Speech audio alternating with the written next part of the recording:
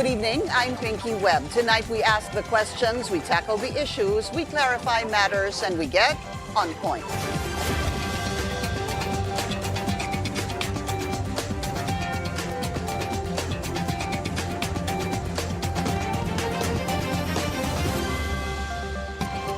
From allegations of kickbacks to ghost and substandard projects, all eyes are on the government's flood control initiatives. At the center of the issue, the Department of Public Works and Highways. But despite the widening scandal, DPWH Secretary Manuel Bonoan still enjoys the trust of the President. Let's get on point with DPWH Secretary Manuel Bonoan, who joins us on the phone. Secretary, again, thank you for your time and welcome to the program.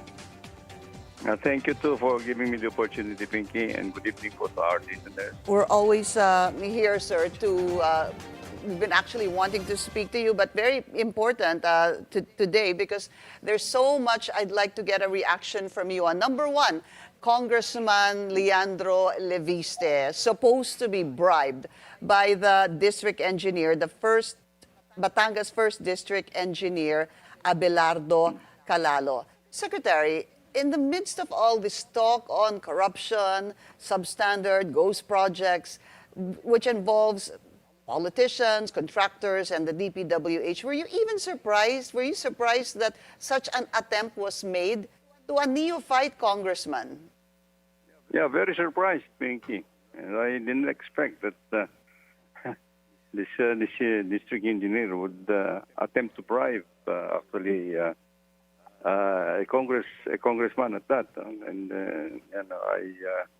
and that's why I meted him actually a preventive suspension right away, and I ordered him to file an explanation of his actions actually, so that we can properly look into all the matters and if it's necessary, sanction him, whatever it needs to be done. So he's on preventive suspension at the moment. Yes. And from last I heard, sir, he was also supposed to be under the custody of the police. Was there any any reply from an explanation being asked by the DPWH, sir? Not yet. I think because we just issued actually the notice to him. And I think we were expecting that he would be rendering his explanations within 72 hours. Mm-hmm. But what is it, Secretary? Are they on desperate mode?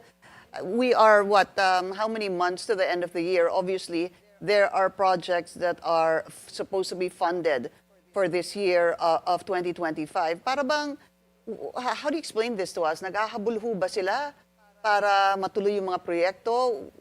What's happening?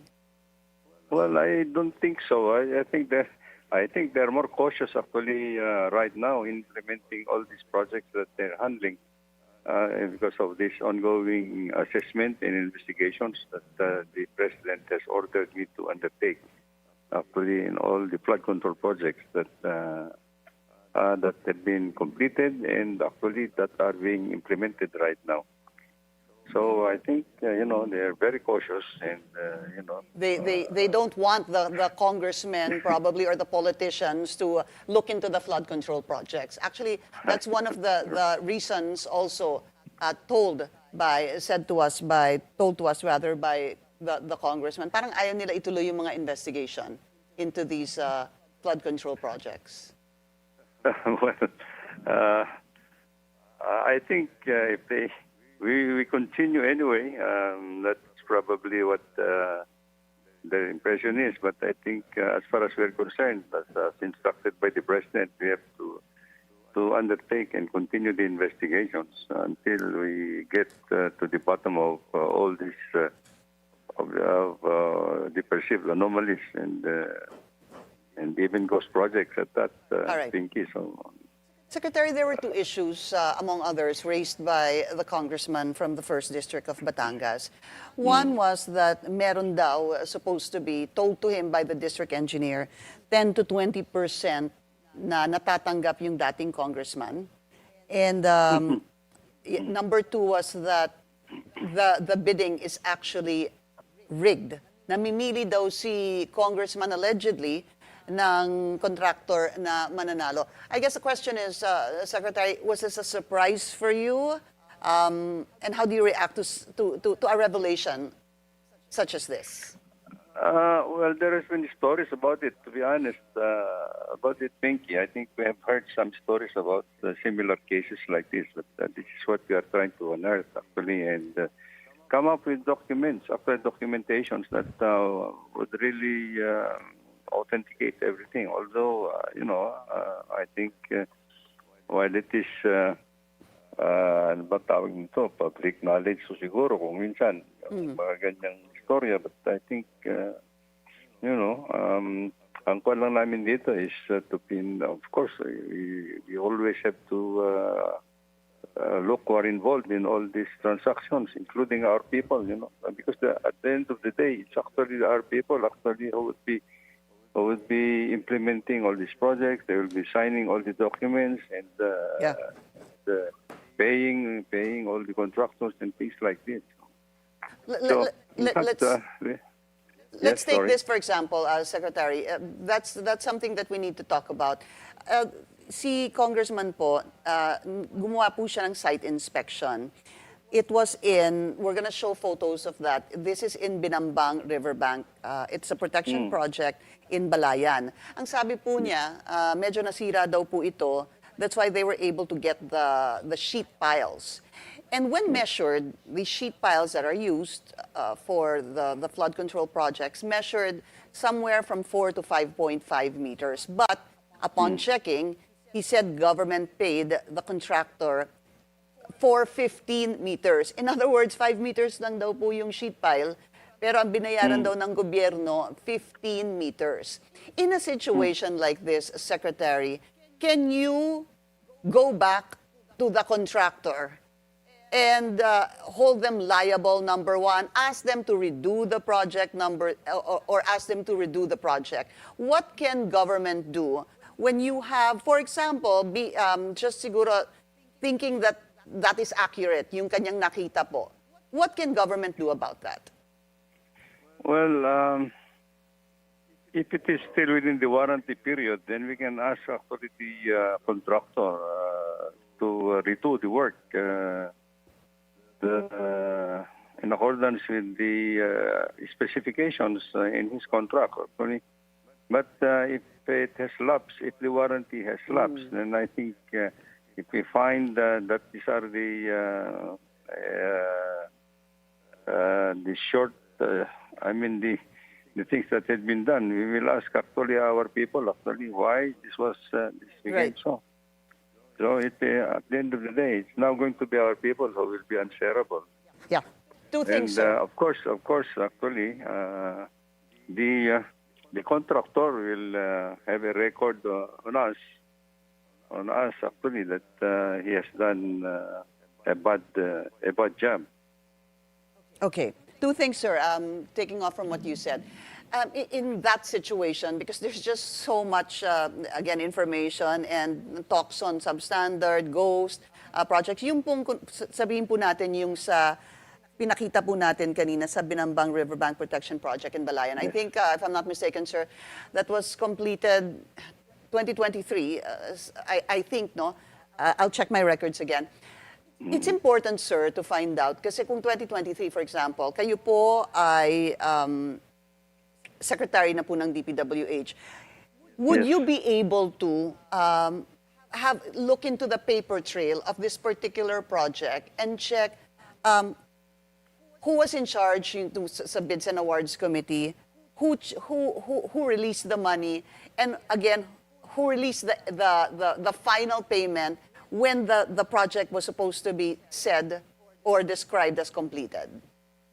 Yes, we will be able to get all this information, Binky. I think all these are documented anyway in the files of the District Engineering Office. Actually, now we want to be sure actually that when you said this was completed in 2023,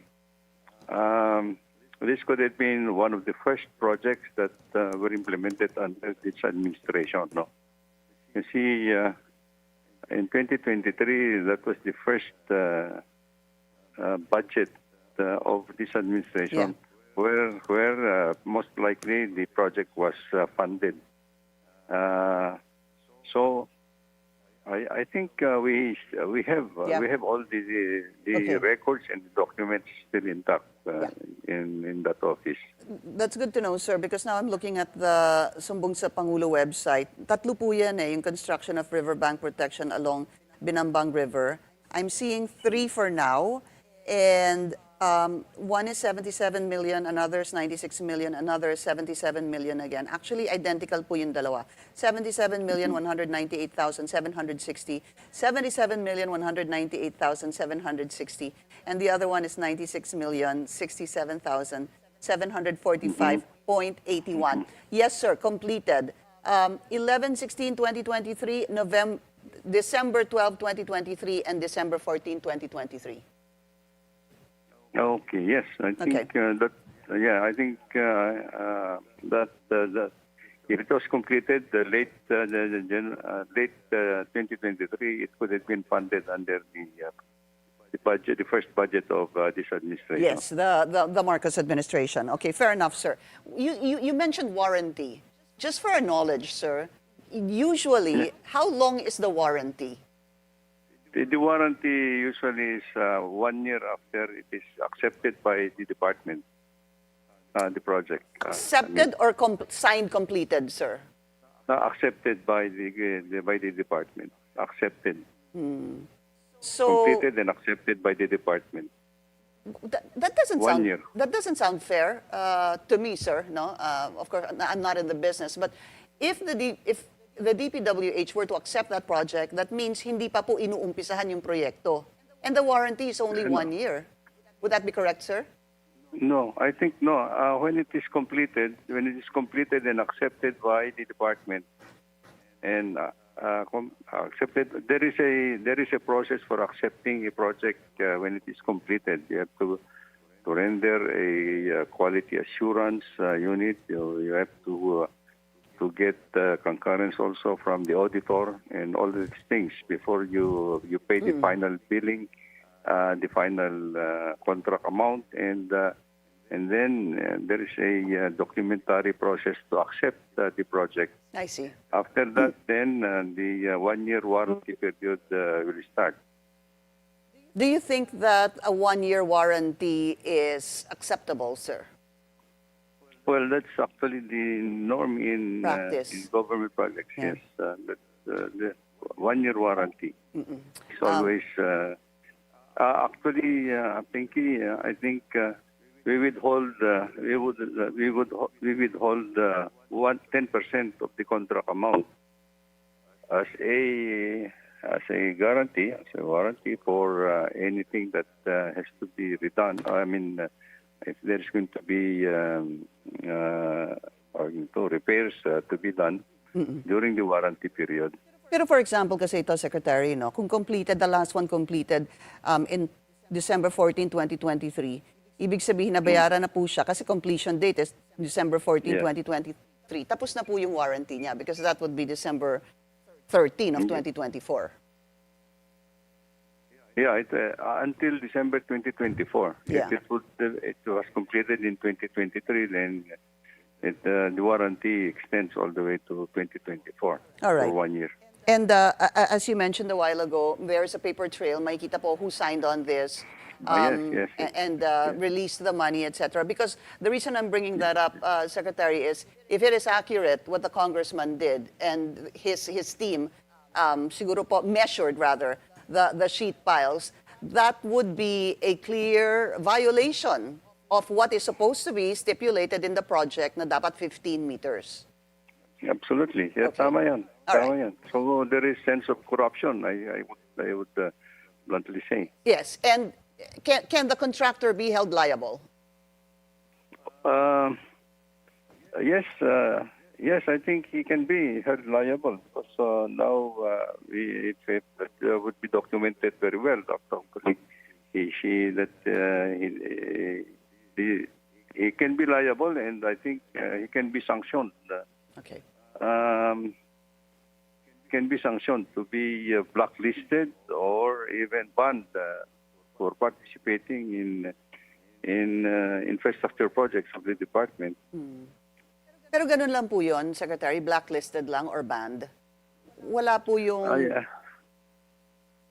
Go ahead, sir. Yeah, well, because it is, well, in the first place, it was accepted already by I see. by The DPWH. DPWH, and there could have been some circumstances that led to the destruction of what he have done as well. No. Okay, got it, sir. We'll be taking a very short break. We'll continue our discussion with DPWH Secretary Manuel Bonoan. When we return, stay tuned. This is On Point.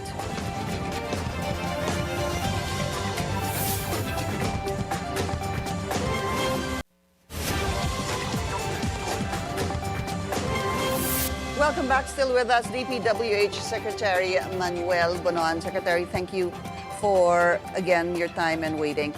Now let's talk about, aside from Batangas, punta naman po tayo dun sa Bulacan na tinawag ni Senator Ping Lacson, yung most notorious. During the last hearing, you said there were, if I'm not mistaken, sir, was it 30? You agreed to about a number of, was it 10 or 30 ghost projects? I'm sorry, my memory is... I think I have not mentioned any number for that in that hearing, but I said yes. We have discovered some ghost projects because we still have to validate actually all the projects that have been completed in that district engineering office thinking. All right, Secretary. Since then, that must have been about 2 weeks ago, upon the questioning of Senate President Pro Tempore Jinggoy Estrada regarding the ghost projects. Do you have a number now that you can share? I know, sir, there's so much to talk about, but maybe let's just talk about Bulacan for now. Yes, well, there are I think five sites that cannot be accounted for. For now, there are five sites that have not been accounted for. So, and we're continuing with the other projects right now, identifying them. I think the problem is actually there are partly implemented projects as well, you know, and there are completely non-existing existent projects. So we are all in the process of documenting it, and that's the reason why. Also, I have issued suspension orders to all the people there in the district office, in our staff, senior staff in the district office. You mean in Bulacan? In Bulacan, yes. So, in Bulacan, in the first engineering district, yes. That's no, sir. Si yung first supposed to be Mr. Henry Alcantara, if I'm not mistaken, sir. Yes, he's part of. Yeah, he was the former district engineer, and there is a new district engineer who was the former assistant district engineer. Yeah, yung Bryce. And of course, all the project engineers that who were there for a long time, have been implementing all these projects. I think. Secretary, to be clear, is there a number you can share with us now with regards to ghost projects in Bulacan? Yun pong wala talaga, guni-guni, multo. So far, lima yung I think validated ghost projects. Okay. But may mga kwan din. Substandard. What I termed as half ghost projects. Half ghost. 50% lang pong ginawa. Ganun lang. Opo. And you know, with all this, Secretary, how difficult is the job, and who is leading the investigation into? I mean, you're looking at the whole Philippines here, and yes, pinag-uusapan po natin, if we were to follow just the President sumbong sa Pangulo the past 3 years, and this could well go even before 2022, because a case in point, as you mentioned, anything done within the year 2022 was a budget that was implemented are crafted in 2021, the year before. Ibig sabihin, bago pa po kayo nandyan o bago pa po nanungkulan si Pangulong Bongbong Marcos. So the question, sir, is how are you actually managing being able to investigate and look into all these projects, sir, and at the same time, possibly reshuffle the people in different districts, sir? Yes, well, we have people and teams that I have sent. I sent to validate all the projects that we reported to have been completed to the president.